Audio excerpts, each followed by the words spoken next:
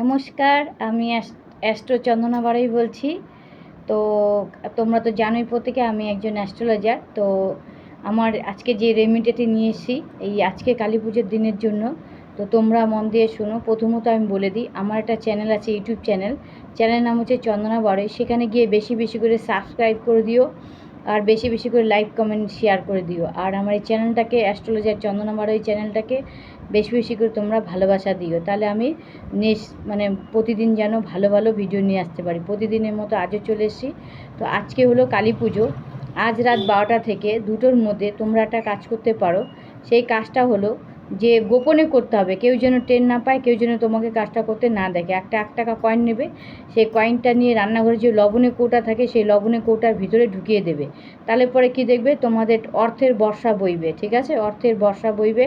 এইটুকু তোমরা করো, দেখো ভালো থাকবে। ধীরে ধীরে তোমাদের উন্নতি হবে, ধীরে ধীরে টাকা পয়সা মানে যে ঋণ ধার ধুন আছে সেগুলো মিটবে, এবং টাকা পয়সা আস্তে আস্তে তোমাদের জমা হবে। তাহলে আমি এখন ডাকি, জয় গুরু বামদেব, জয় মাতারা। কমেন্ট বক্সে জয় মাতারা লিখতে ভুলবে না, আর জবা ফুলে ভালোবাসা দিতে ভুলবে না।